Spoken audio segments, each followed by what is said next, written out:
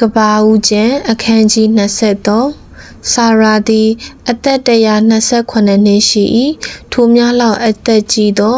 ခါနန်ပြည်ဟေပြုံမြို့သည်ဟုသောကိရယတာဘမြို့၌တည်လေ၏အာဗြဟံသည်လည်းဆာရာကြောင့်ညီးတွားငိုကြွေးခြင်းငှာလာ၏အာဗြဟံသည်မိမိမယားအသေးကောင်ရှိကထ၍ဟေသအမျိုးသားတို့အားငါသည်တင်တို့ထံမှဧည့်သည်အာဂန္တုဖြစ်ပါ၏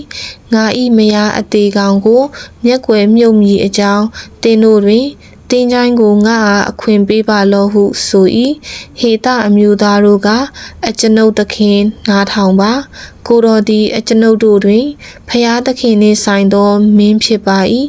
အကျွန်ုပ်တို့၏တင်းချိုင်းများတွင်ရွေ၍ကိုတော်၏မယားအသေးကောင်ကိုတင်းကြိုပါလောကိုတော်၏မယားအသေးကောင်ကိုမတင်းကြိုစေခြင်းကအကျွန်ုပ်တို့တွင်အဘယ်သူမျှမိမိတင်းချိုင်းကိုမပေးဘဲမနေပါဟုအာဗြဟံအားပြန်ပြောလေ၏အာဗြဟံသည်ထ၍ထိုပြည်သားသည်ဟုသောဟေသအမျိုးသားရှိမှဥညွတ်ချလျက်ငါသည်ငါ၏မယားအသေးကောင်ကိုမျက်ွယ်မြုပ်စေခြင်းကတင်တို့အလိုရှိလျင်ငါစကားကိုနားထောင်ကြပါလောတင်တို့တွင်ငါပိုင်ထိုက်သောတင်းချိုင်းရှိစေခြင်းကဇောဟာတာအေဖရုန်သည်မိမိလေပြင်းအစွန်း၌ရှိသောမက်ပေလာမြေတွင်ကိုအဖိုးထိုက်သမျှငွေနှင့်ငါအားရောင်းစေခြင်းကငါအတွက်သူ့ကိုတောင်းပန်ကြပါလောဟုနှုတ်ဆက်၍ပြောဆို၏ထိုအခါအေဖရုန်သည်ဟေသအမျိုးသားတို့တွင်ထိုင်လျက်ရှိ၏တို့ဖြစ်၍မြို့တကာသို့ဝင်သောသူအပေါင်းတည်းဟုသောဟေသအမျိုးသားပရိသတ်၌ဟိတ္တိအမျိုးသားအေဖရုန်ကထိုသို့မဟုတ်ပါ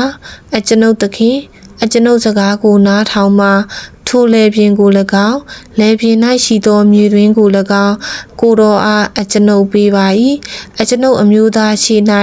ကိုတော်အားအကျွန်ုပ်ပေးပါ၏ကိုတော်၏မယားအသေးကောင်ကိုတင်းကြိုပါဟုအာဗြဟံအားပြန်ပြောလေ၏အာဗြဟံသည်လည်းထိုပြည်သားများရှိမှဥညွှတ်ချလျက်အကယ်၍ငါစကားကိုနားထောင်ပါ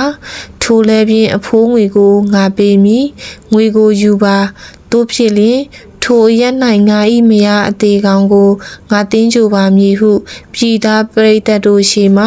အေဖရုန်အားပြောဆို၏အေဖရုန်ကလည်းအကျွန်ုပ်သခင်နားထောင်ပါထိုမြေသည်ငွေလေးပိတ်တာအဖိုးထိုက်ပါ၏ကိုတော်နှင့်အကျွန်ုပ်၌အဘယ်အတွက်ရှိသနည်းကိုတော်၏မယားအသေးကောင်ကိုတင်းကြိုပါလောဟုအာဗြဟံအားပြန်ပြောလေ၏